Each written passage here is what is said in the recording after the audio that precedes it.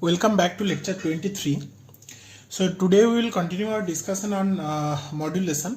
So last day we discussed about this Nyquist criteria, and we discussed that band edge symmetry, how that works. So there can be different filters, but one class of filter which we can parameterize is called the raised cosine filter. I heard that you have some idea about this raised cosine waveform in your analog communication course. However, this is a little different notion, because here the transfer function is having the raised cosine shape, okay, and it is generalized. So I am not going through the mathematics of raised cosine itself, assuming that you know something, but I am just writing the filter transfer function. So this is a real symmetric filter. So if I write in terms of the frequency f, it will be of this form. So this is 1 when 0 less than equal to say modulus f less than equal to say 1 minus alpha by 2t. It is say cos square pi t by 2 alpha into f minus 1 minus alpha by 2t, when f is between 1 minus alpha by 2t and 1 plus alpha by 2t, and 0 when this is greater than. Okay, so the filter shape looks like this.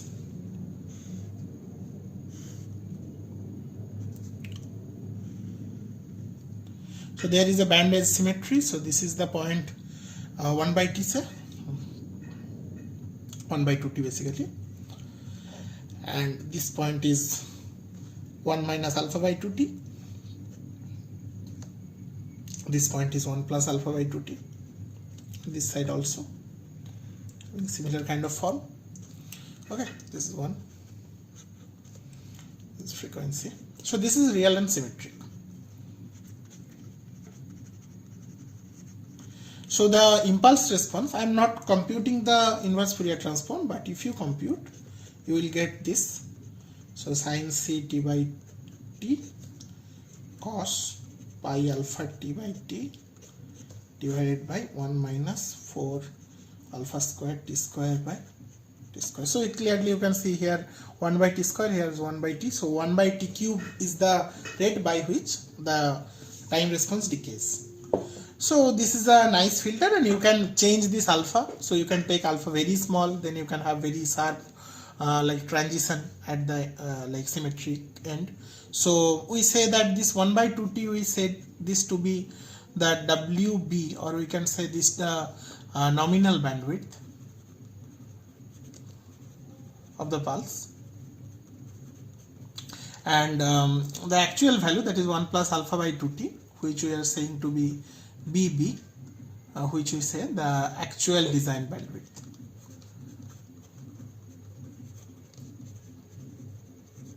And this alpha factor is called the roll-off factor. It's a roll-off factor. Sometimes it is expressed in percentage. Okay. So the excess bandwidth which is present in the actual design. You can try implementing this filter also from your network theory understanding, that how to get a real representation using RLC, etc. This is a low pass filter, right? So try this out. So your own homework, I can say. So implement. Actually, if we have a lab, we can try this. Okay, in our baseband communication experiment, implement raised cosine filter using basic RLC. Okay. So next we will do the remarkable thing, that is showing that those P pulses, can be that can generate, the shifted P pulses can generate a orthogonal set of basis functions. So then our entire representation can be a Fourier series representation. Okay, so we can say that this is choosing this set Pt minus Kt for all k as an orthonormal set.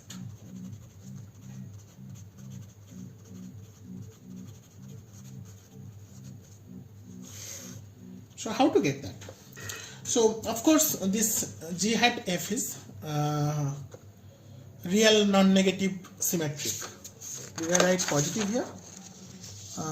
We can say real non-negative and symmetric.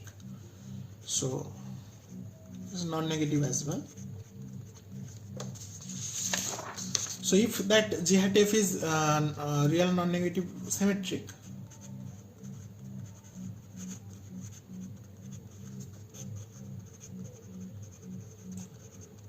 then your GT is also real symmetric, definitely. And we have more relationship between the two filters, because we have seen already that the first filter, which is this is suppose the signal string is coming, the pulse train, we can say. So x k delta t minus kt, and the first you are passing through Pt, then the channel, and if you assume the channel to be ideal, so this is some ideal baseband channel. So your Pt is the transmitter baseband filter, transmitter side baseband modulator,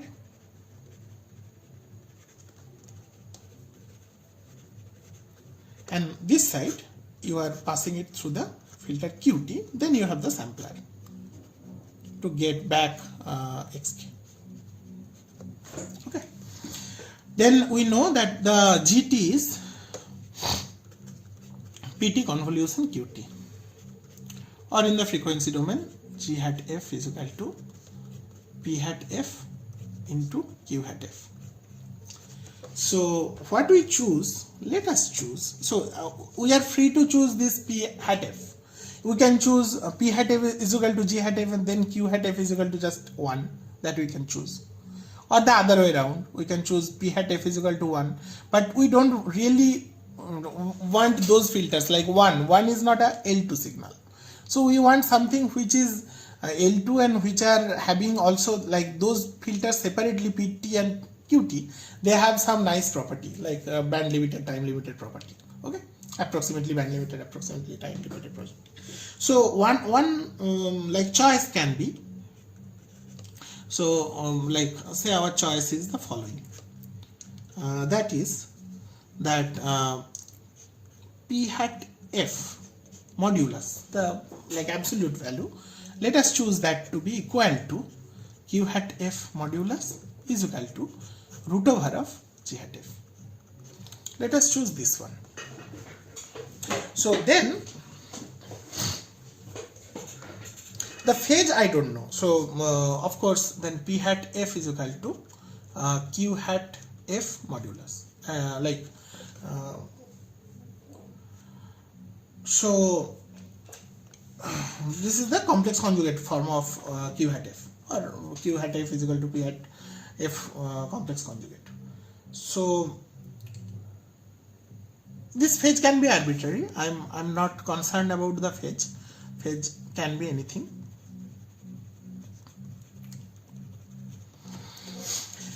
Now this filter, this particular result, if I choose this gives us a remarkable result, which I am claiming, and I'll give a nice name of this, which will be called the masked filter. So what is my claim? Let me write down the theorem then for this orthonormal basis. What about PT? Whatever, if PF is equal to this, so PT can be anything. PT can be real, PT can be complex. Without loss of generality, we can choose PT to be complex also. But later on, like for some applications, PT can be chosen to be real also. So basically, this choice of real and complex, this phase will come into picture. So if you enforce PT to be real, the phase will be corresponding such that this is ensured. Okay, so this orthonormality condition, this is the liberty of the pulses Pt minus Kt. This is one of the remarkable outcome of this analysis. Okay, so what we say that let us assume Pt to be some L2 function, and your Pf modulus square is equal to your Gf, and this is ideal Nyquist. Then we say Pt minus Kt for all k is a set of orthonormal function.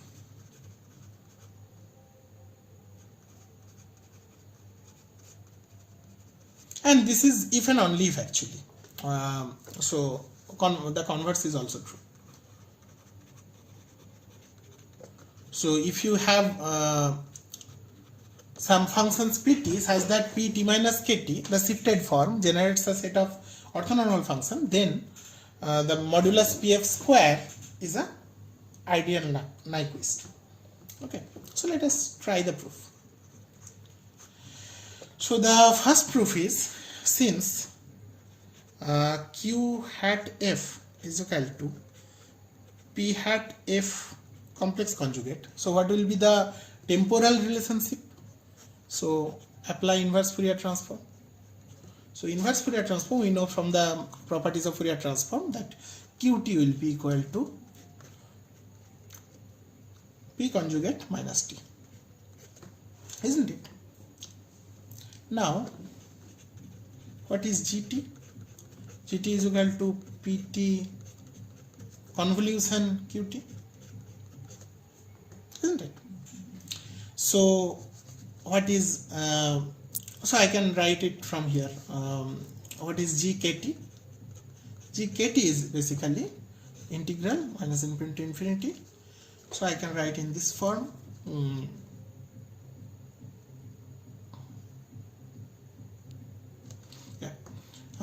P tau Q KT minus tau d tau. That is the result. I'm like putting KT is T is equal to KT. Now Q KT minus T is what?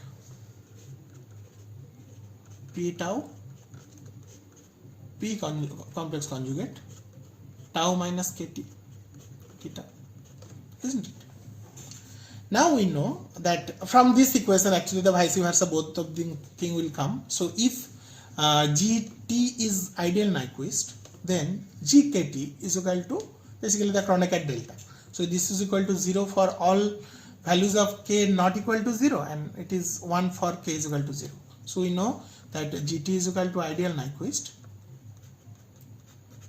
if G0 is equal to 1 and G other KT is equal to 0 for all k integer k not equal to 0. So if you apply that, Z0 is what? Z0 is equal to integral P tau P conjugate tau T tau, which is essentially modulus of P tau square T tau.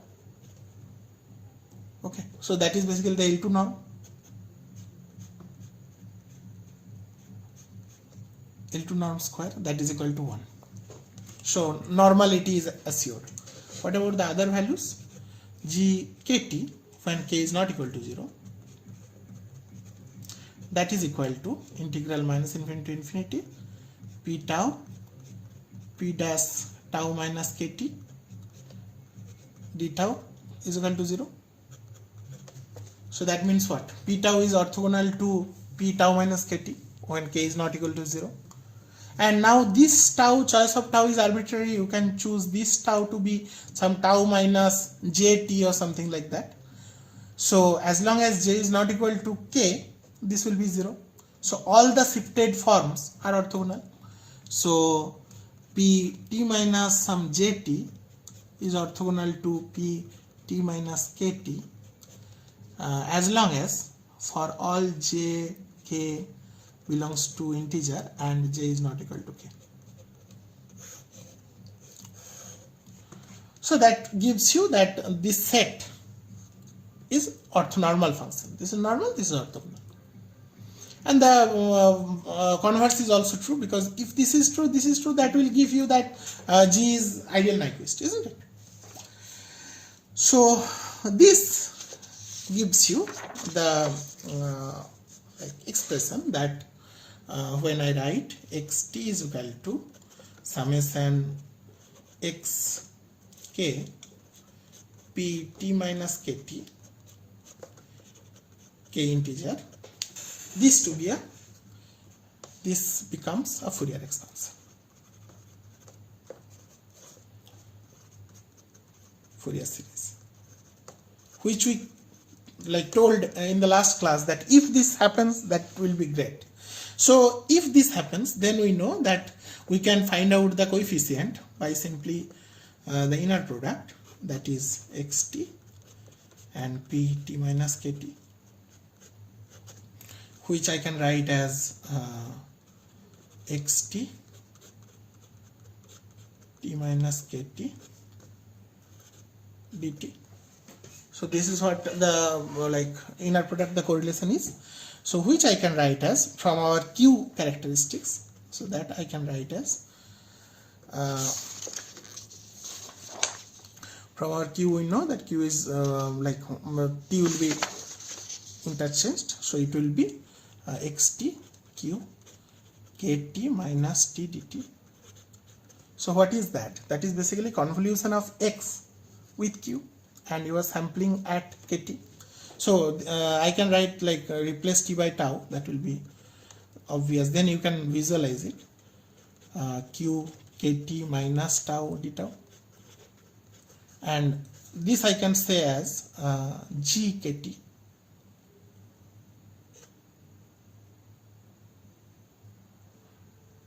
Yeah, I can say that this is basically when you are filtering xt with, you are convolving xt with qt, and then you are sampling at t is equal to kt.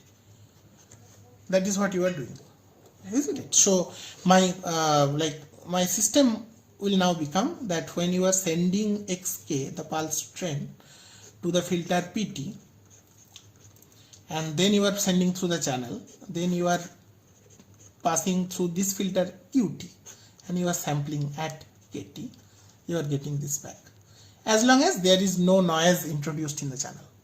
So this is called, this qt is called the matched filter.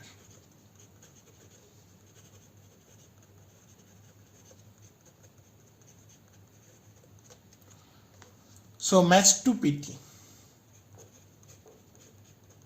This pair pt-qt pair is called the matched filter pair.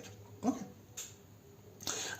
Right now I am not discussing, but even this matched filter is not only a good choice for avoiding intersymbol interference or becoming ideal Nyquist. Moreover, even if there is some noise in between in the channel, this optimal matched filter will be shown to be optimal in presence of additive white Gaussian noise. So this matched filter will be shown later on to be optimal in presence of additive white Gaussian noise. So when we discuss noise and expansion of noise, this thing will come again. Okay. So we conclude with our discussion on this matched filter. Now we are going back to our duality. Then we will start discussing the PAM modulation again, and we will go towards the passband, because baseband is just an idealized model. We will not do baseband communication in reality, because your channel is not baseband channel, true channel. Just a minute.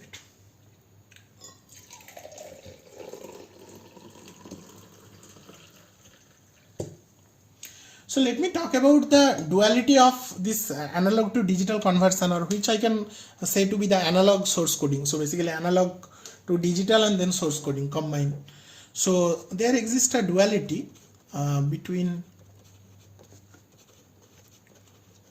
this analog source coding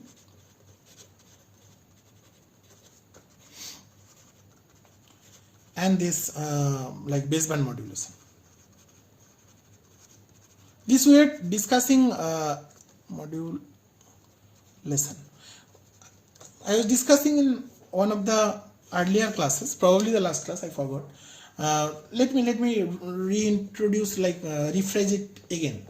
So what is the, so whatever we have discussed till now in digital communication, we have discussed that suppose initially there is a random process. Okay, this is a random process and you are passing it through sampling and quantization. So what is the assumption of this random process? That it is having some bandwidth. So all the sample functions of that random process is having some bandwidth, which is, say, WS.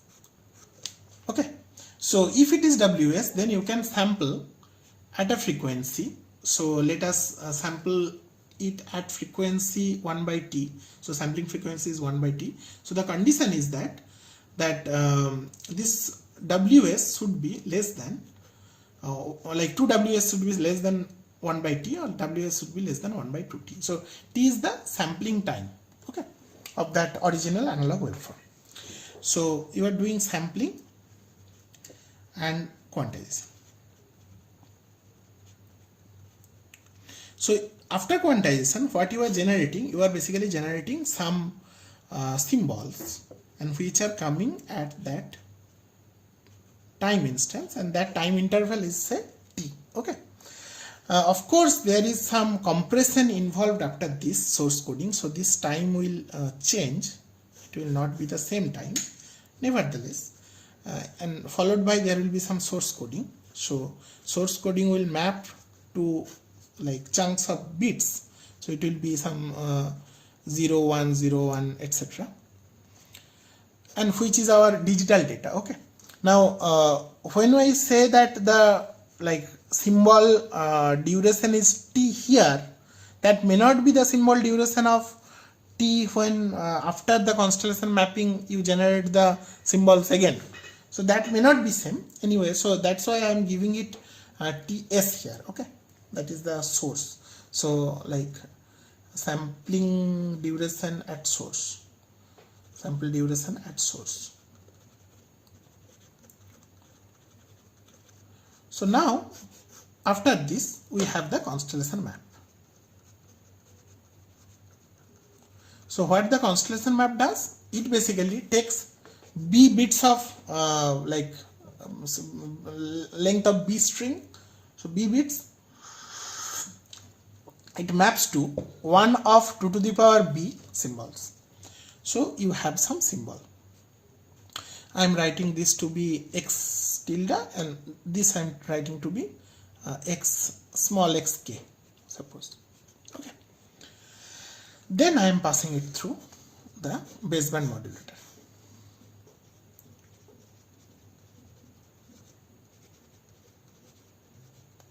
And say this is PAM, pulse amplitude modulation. So you are getting a signal, a baseband signal xt, which is equal to, I can write it to be xk p t minus kt. So clearly these two waveforms, this original random process xt and this is also random, this xt is also random, but what are the like differences between these two random processes? And essentially what are the bandwidths?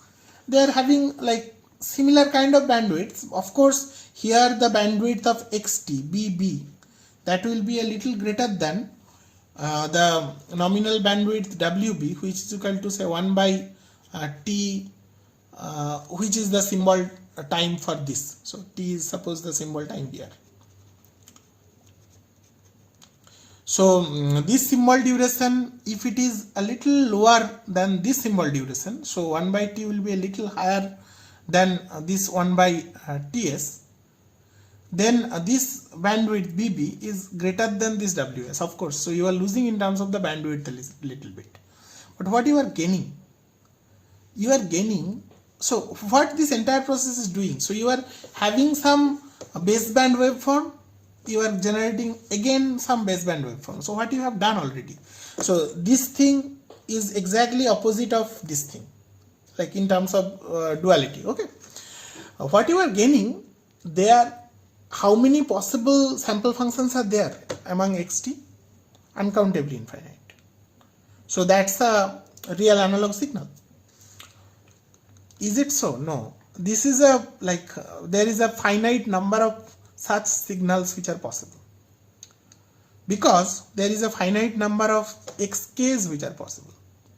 So you cannot have arbitrarily large set of this. This has to be finite as long as this xk set is finite. So if you are talking about some length of the time, suppose some t0 length of the time, so in t0 you are basically placing t0 by t those many symbols, and every symbol can be one of those 2 to the power b symbols. So the total amount of possible xt's, the number, total number, is finite. So this is uncountably infinite.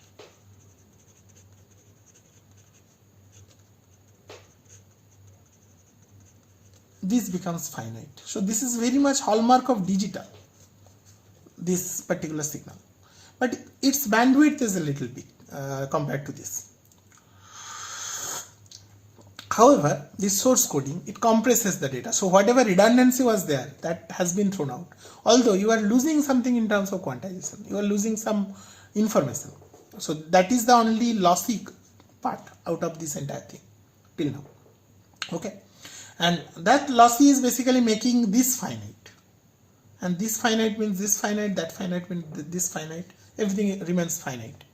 So if you don't care about that loss in that quantization, then you can really do compression here. So you can squeeze the information and you can make these symbols to be equally probable, and then you are making this nice waveform, this baseband waveform, which is having a nice structure. Okay. So till now, so far so good. So now we will go for modulation.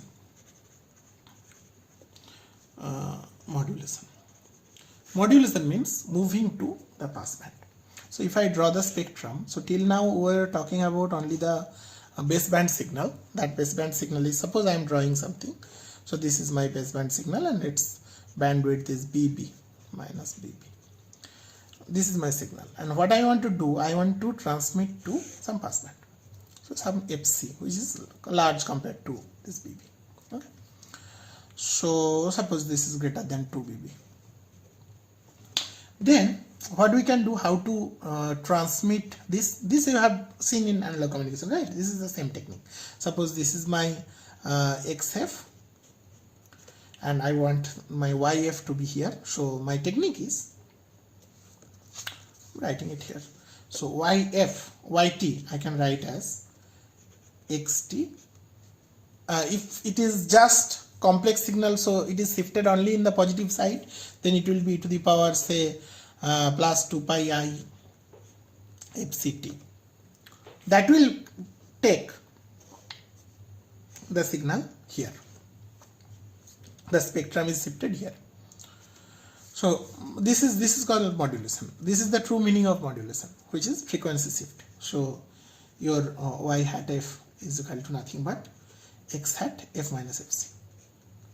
But this signal is not real signal. This is real because this is symmetric in the spectrum. So the signal xt is real, but this is not real signal. So to make it real signal, what you do, you take the complex conjugate of that and add that.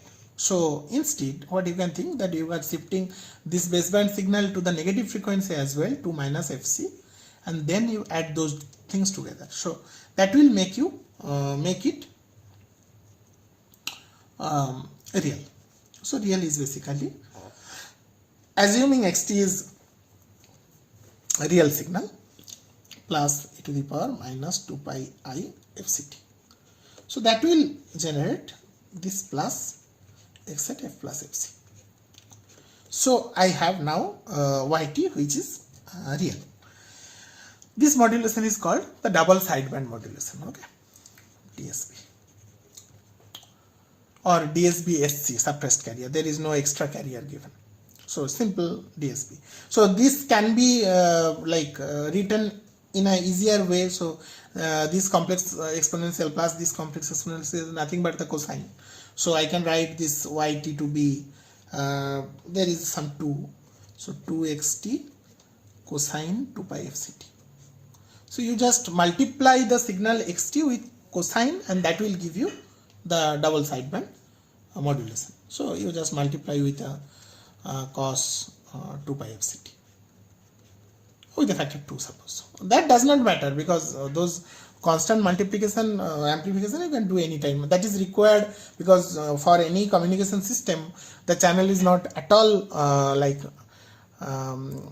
having uniform gain. So it is always lossy. Wireless communication it is even more lossy. So you have to put some amplifiers for power gain all the time. So that does not matter much. Nevertheless, so this is the double sideband modulation. Okay, a real modulation. But what is the problem of double sideband? You know that it uses much more bandwidth, double the bandwidth. So what was the bandwidth here? So if I talk about only the positive frequency, the bandwidth was BB. If I talk only about the positive frequency, the bandwidth is 2 BB. So this is the size which is 2 BB.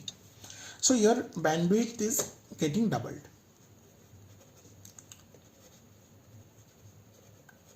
For double sideband. So in analog communication, to solve this problem, one technique has been applied which is called the single sideband technique.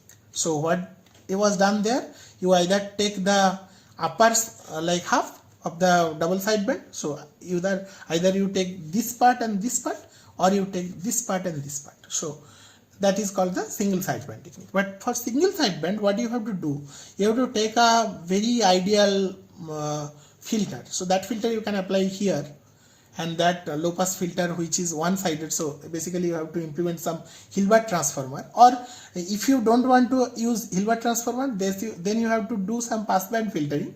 That passband filtering has to be done here and here, and that has to be very sharp. So getting some really sharp roll off such that this part does not interfere, so that becomes really complicated. So a single sideband by theory it is good, of course. Probably you have already learned it, but in digital communication we will not use it. We will take a different route. We will use a different technique by which this loss of bandwidth will not be realized at all, and we can take this double sideband approach, and we can enjoy the degrees of freedom of the baseband communication. So whatever we are getting in PM baseband, the same thing we will get in passband as well. So the other technique which we will use is called the quadrature amplitude modulation. So we will not take the SSB route. We will take a different route. This will be DSB route only, but carrier will not be only the cause, rather we will take both the quadrature carriers. So let us talk about that. Degrees of freedom. What is the degrees of freedom? So degrees of freedom means essentially I am talking about that how many symbols you can carry through by this baseband waveform. So if you take a long enough duration, for example T0, so you are basically essentially taking in the baseband, in the baseband itself. So for every 1/2t you are taking one symbol. So in T0 you are basically taking T0 by 2t number of symbols. Wait a minute. No, actually T0 by t amount of symbols. This is the amount, because every t duration you are taking one symbol. So if every symbol is having b bits, so basically you are carrying b T0 by t. That is the amount of bits which you are carrying through it. I will show you that using in the passband that value remains same. But if you just look at the DSB of the PM, it will become half, because your bandwidth usage is becoming double. Okay. So let us take the innovative approach, that is called the quadrature amplitude modulation.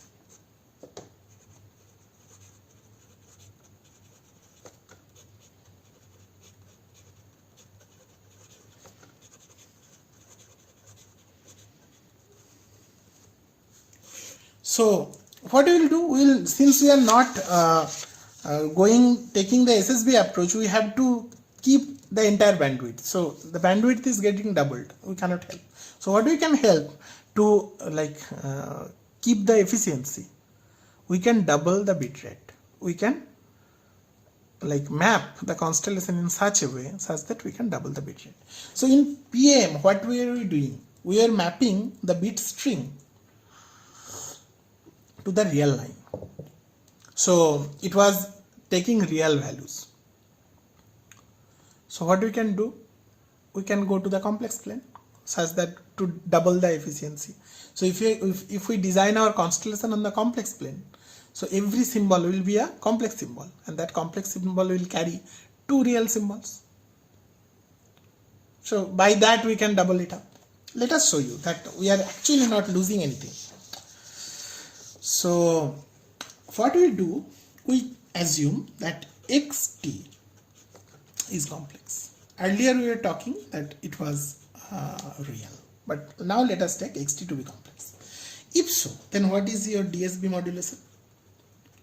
DSB is yt is equal to xt e to the power 2 pi fct plus the complex conjugate, that is 2 pi I fct. This I can write as 2 real of xt e to the power 2 pi I fct, or if I split xt into the real and imaginary, then it will be 2 real of xt multiplied by cos 2 pi fct minus 2 imaginary of xt multiplied by sin 2 pi fct. It will have this kind of form. Okay. Now what is this xt? So we will so if this is the DSB when xt is assumed to complex, then our block diagram of the entire process will be exactly similar to the PAM. So you can have the binary string coming in, and then you are passing through the constellation mapper.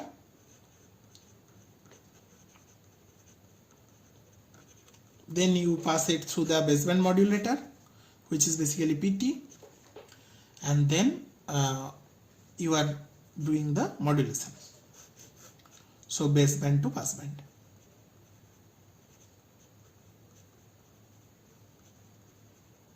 Pass it through channel the same way, return it back, so passband to baseband.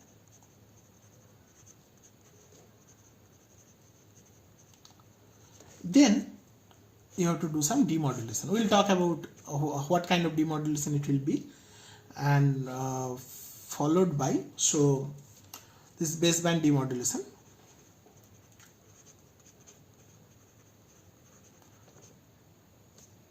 I am not yet writing Q because I want to show that how it will be Q only, followed by the decoding.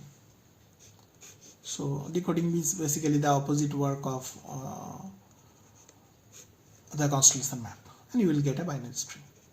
So this baseband demodulation will be simply that QT followed by a sampler. That's it. But we will show that. But before going there, let us talk about the signal set first. So constellation map first. So what will be the constellation map when it is complex?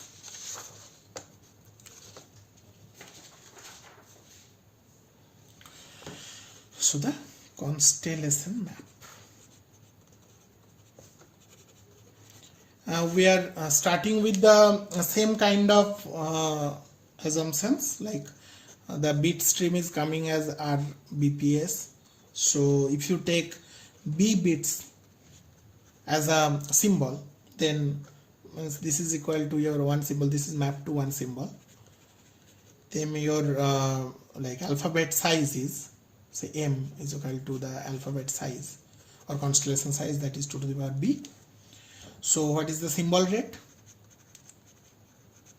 Symbol rate is equal to r by b symbol per second, or duration for one symbol t, suppose, which I can say symbol duration,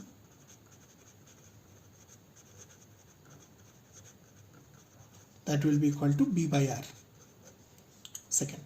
So second per symbol you can write, but when I'm saying it is for one symbol, it is b by r second. Okay.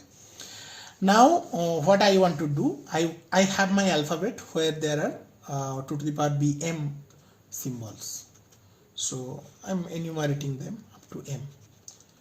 This I have to map to a complex, to the complex plan. So in the PAM I was mapping to the real line. So I was choosing m points on the real line, right? Now I'm mapping it to the complex plan. Let us show you how we can do. So one approach is the basically the Cartesian product of two PAM. So both the coordinates are chosen according to PAM. Suppose let us take m is equal to 16. M is equal to 16. So it is basically 4 cross 4. So PAM in both direction, there are 4 symbols, and we will do accordingly. So the map will be like this.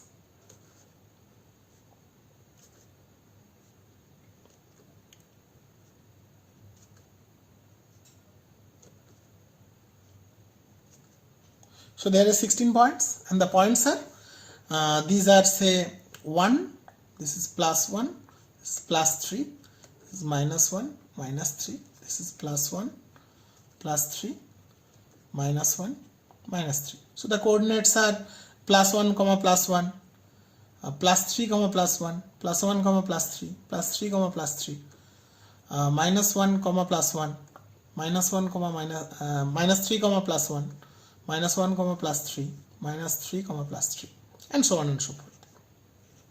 So I can say that this is real axis, this is the real side, this is the imaginary side. Okay.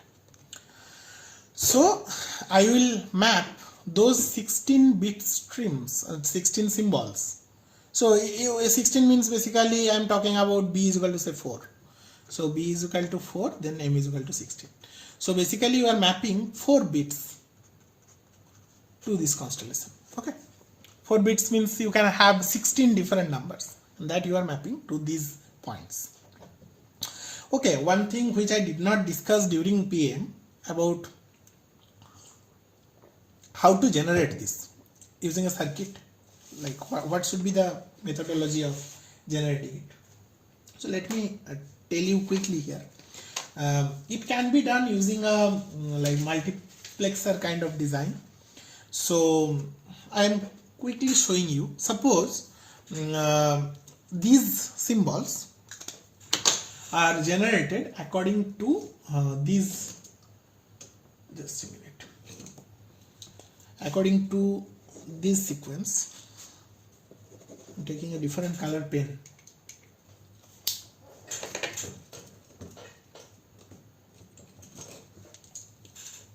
It's a red pen. Yeah. Suppose these are the corresponding bit stream for which a particular symbol is selected. So this is, say, 0000, this is, say, 0001, this is, say, 0010, this is for 0011, and accordingly. So 0100, 0101, 0110, 0111, 1000, 1001, 1010, 1011. This is a 1100, 1101, 1110, 1111. So this is the mapping, suppose.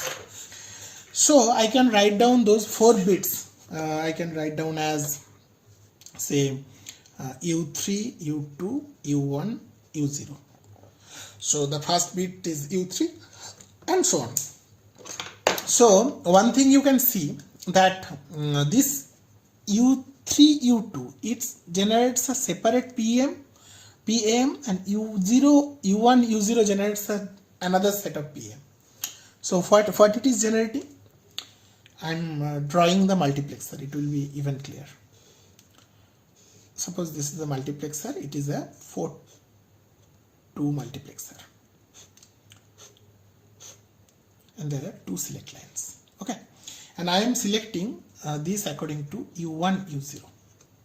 Okay, so U1, U0, that is the LSBs, the 2 LSBs. So the 2 LSBs, if they are 0, 0, what is chosen? If they are 0, 0, 0, 0, 0, 0, 0, 0, you see that the real value of x is chosen to be -3, isn't it? The LSBs are 0, 0. If these are say 0, 0, you are choosing the real of x. This is a real of x. You are choosing it to be -3. If it is 0, 1, what you are doing? 0, 1, 0, 1, 0, 1, 0, 1. You are choosing the real of x to be -1. Next, if it is 1, 0, you are choosing the real of x to be +1. 1, 1, you are choosing +3. So basically you are generating real of x separately as a PAM signal, okay, by just 2 bits. Similarly, you can generate the imaginary of x by another 4-1 multiplexer, which will be generating imaginary of x, and for that you are giving U3, U2 as the choice input.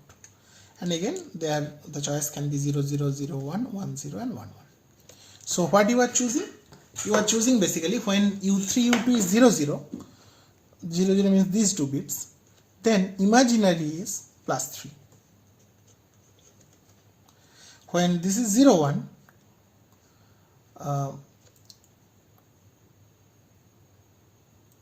U3, U2. Yeah, first 2, yeah, 0, 0. This is 0, 1, so this will be +1. 1, 0, this will be -1. 1, 1, this will be -3. So you can basically use 2 separate PAMs for generating real and imaginary separately. However, this is the entire map, and you can clearly see that you can double up using the same space. So going from real PAM to complex QAM, you can basically take square amount of data, or double the bits of data, isn't it? Okay, so this is one way of approaching it, that is the rectangular grid approach or square grid approach. You can take like circular approach as well. So circular approach can be like this. Suppose I take any circle on that complex plane.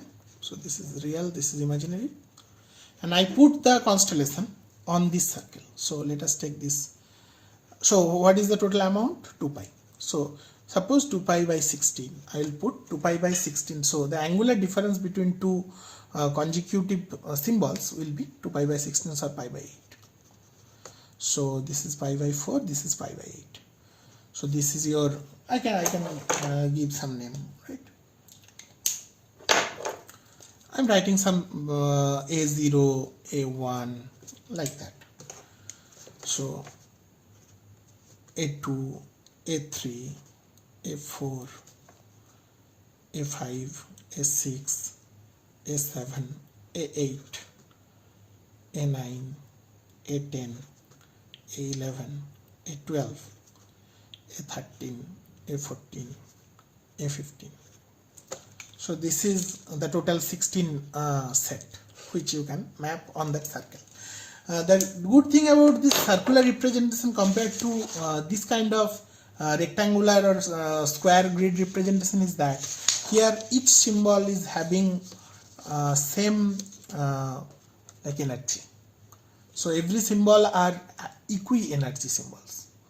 Or amplitude, like if you think of amplitude and phase of the complex signal, then also everything is having equal amplitude, contrary to this one where the energies of these are much lower compared to the energies of here. The maximum energy is there. Okay. However, the bad thing about this circular design, this circular design is having a name. It is called PSK or phase shift key. However, this is a like word of concern, caution.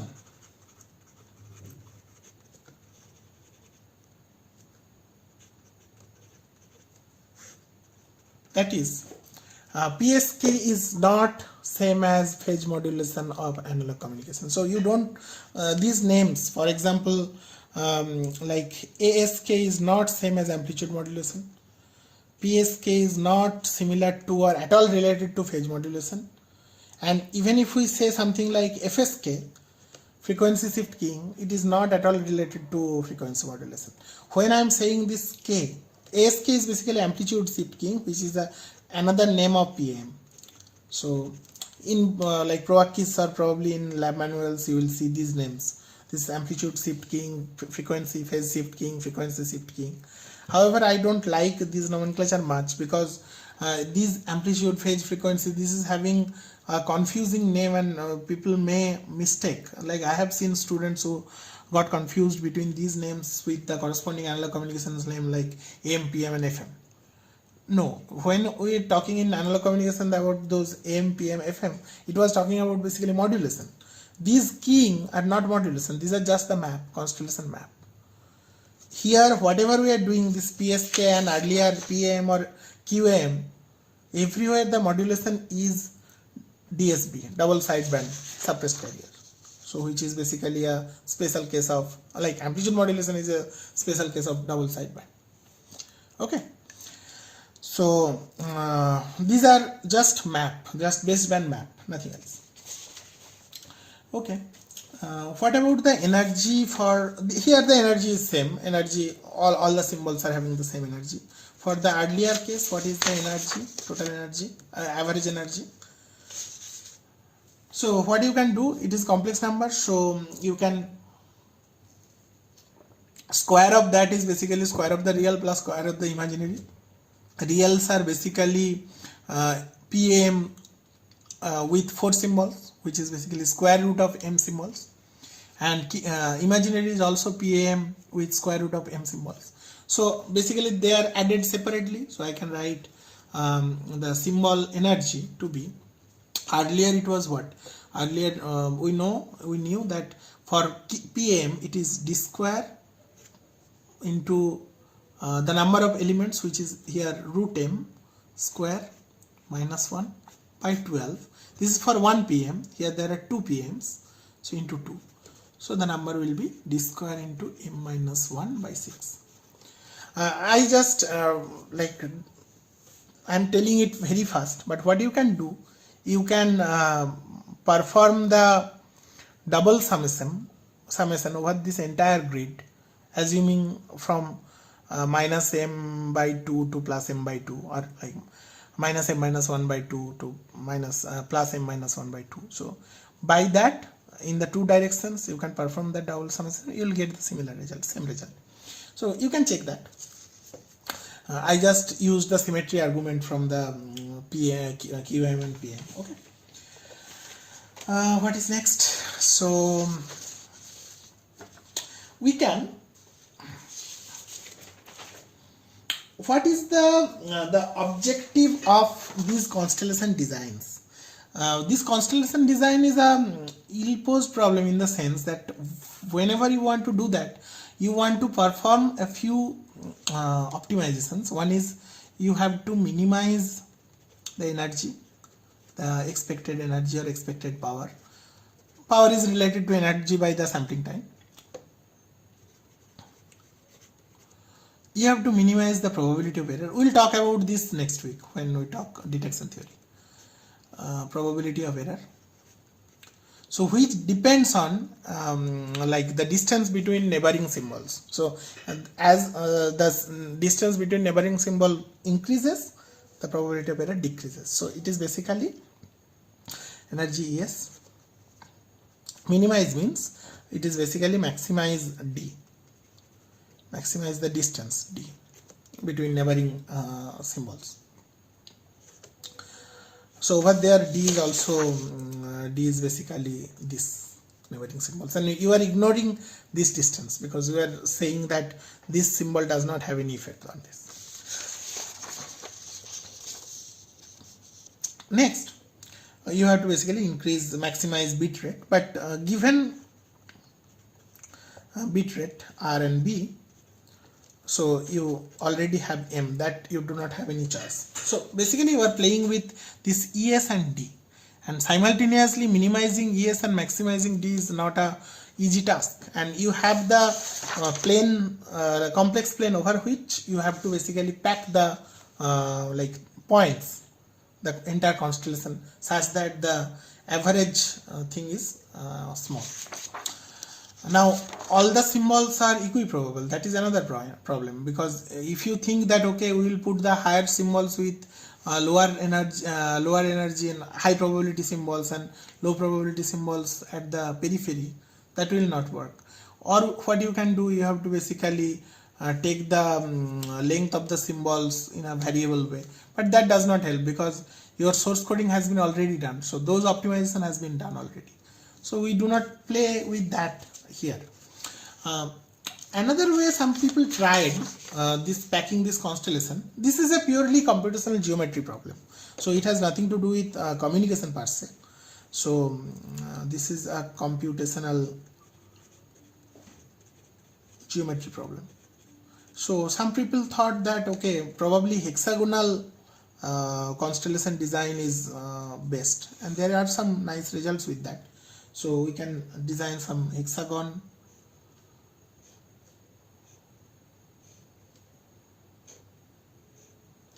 and those are the symbol points. So here the good thing about that all the neighboring there are 3 with every symbol, and they are equidistant, and the others the distance is much more, so it is much more than root over of 2, so the angle is 120 degree, not 90 degree. So in that design, in this design, if this is D, this distance is root 2D. Over here it is much more. So like how to fit some m number of symbols, some 2 to the power b number of symbols in a constellation given some energy constraint, some maximal expected energy, and then you minimize, like maximize D. How you can do?